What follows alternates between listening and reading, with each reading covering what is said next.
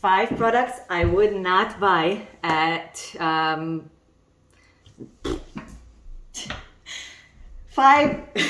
products for newborns I would not buy as an infant mental health specialist. Hi, I'm Valerie. I'm a therapist specialized in infant and child mental health and sleep.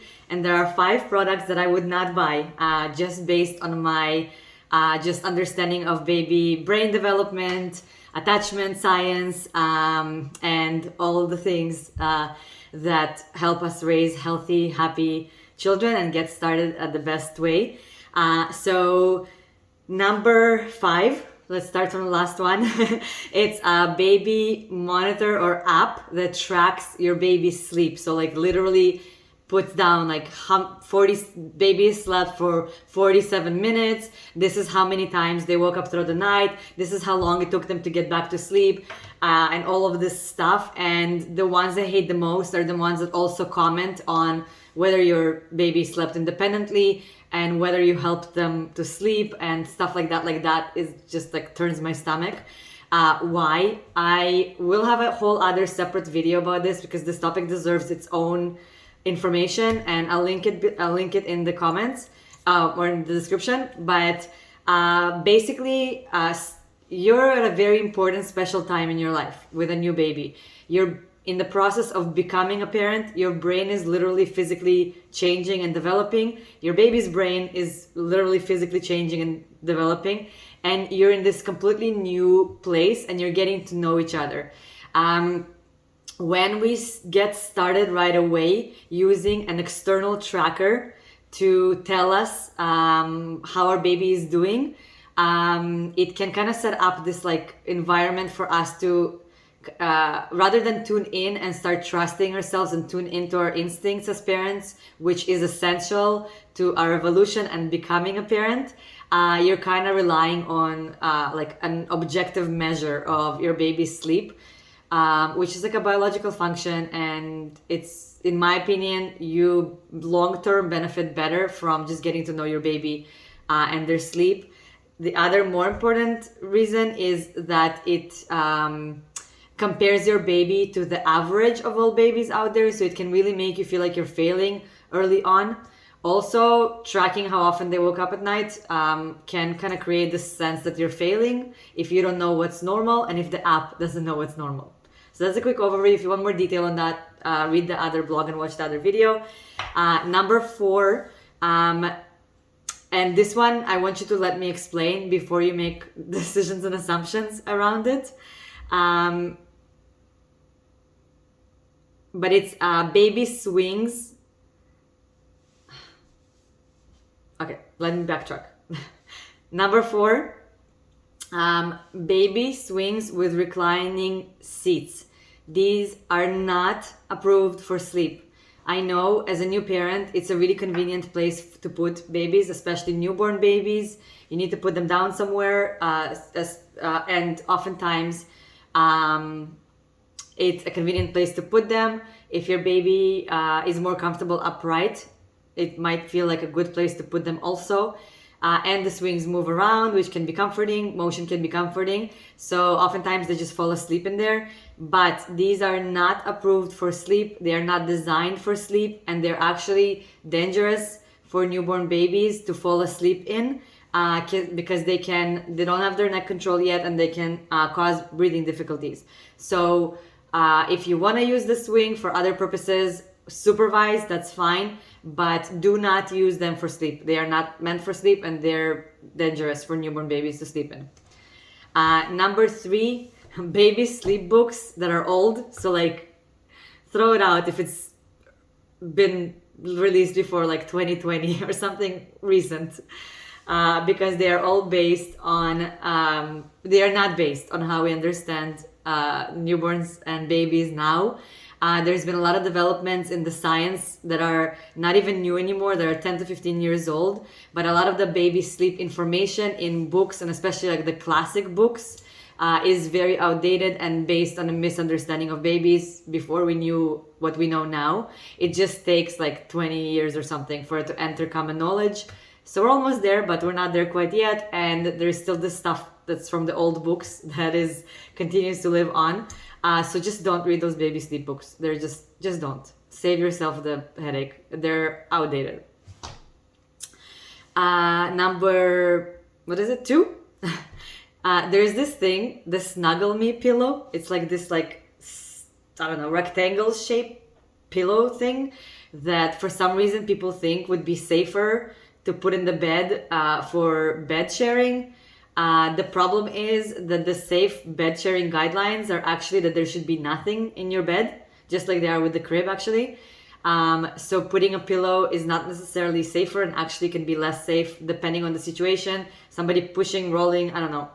Better to just clear the bed. Do not use that pillow in the middle of your bed. It does not protect your baby in any way, and it actually goes against best bed sharing guidelines. It is not actually separate sleep surface because they're in your bed on that pillow. It's safer to just put the baby in your bed in that without the pillow and say follow the Safe Sleep 7. If you cannot follow the Safe Sleep 7 for whatever reason because you don't meet one of the 7 requirements, go for a separate surface sleep arrangement like bedside crib or a bedside bassinet. Do not get this pillow or whatever that is for bed sharing. You can get it for other reasons to lounge around if you find it helpful. I know some people will use it for breastfeeding, but it is not intended for sleep and it is not safe for bed sharing because it goes like using it would not fall under the safe bed sharing guidelines. And number 1, my favorite and the one I'm probably going to get a lot of heat from, but this is my honest opinion, and I would not get or recommend the snoo. Where do I start with this one? The snoo, if you don't know what it is, it's this like automatic bassinet for babies that like has like an inbuilt swaddle that like basically restrains your baby. Let's be real, it's a restraining thing into the middle of the bassinet, and it's like responds to your baby's cues and starts rocking them in order to like get them back to sleep and minimize your responses basically as a parent. So it's like an automated parent in many ways. Like it's supposed to respond to your baby's like sounds and movements. The problem is, like I mentioned before, in the early days, in the newborn days, and especially important for breastfeeding parents, as a breastfeeding mom, you want to be able to catch those very early feeding cues and those very early like baby's brain entering into like a little bit more wakefulness in order to feed. And you're gonna miss that if you have a bassinet that's rocking them and encouraging them to stay asleep and only alerts you when like they're really like loud and really crying. Like you want to be able to catch those early cues, especially at night. And for breastfeeding moms, many end up bed sharing, so it's a huge waste of money to spend like all of these thousands of dollars on this snoo that your baby is very likely not to actually end up sleeping in.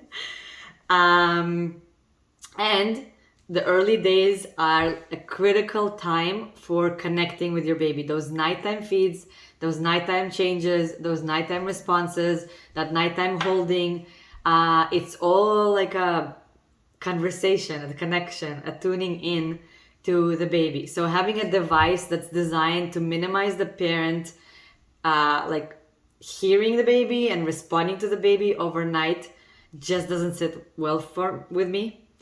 And one final reason, and you can ask the specialists in those various areas for more details, but other healthcare professionals in physical development, breastfeeding, and others also don't recommend the snoo because restraining your baby in that way prevents like normal natural movements which are important for the development.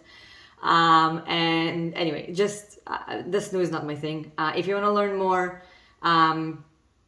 do your research, but I can't recommend it from like a relationship, tuning in, getting to know each other, responding, being sensitive to cues. Like it kind of prevents those things. So I don't like the snoo. I don't recommend it. I think it's a waste of money and it kind of creeps me out because it is kind of meant to extend sleep for newborns who also shouldn't be sleeping for longer periods in the beginning of life. So waking up is a protection of SIDS, and it's also important for getting the feeding that they need.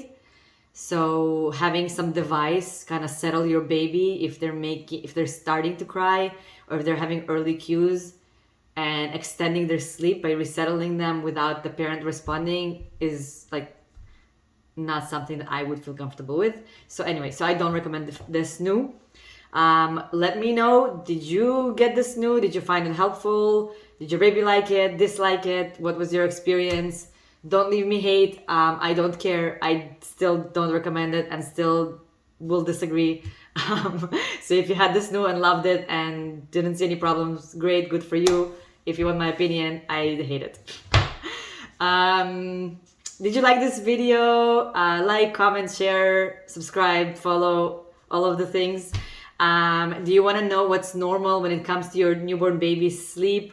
How often they're supposed to wake up, how many naps, how much total sleep they need, all in consideration of the needs of normal biology and breastfeeding babies. Make sure to get the normal baby sleep guide. I'll link it, and I wish you sweet cuddles and dreams, and thank you so much for watching, and till next time.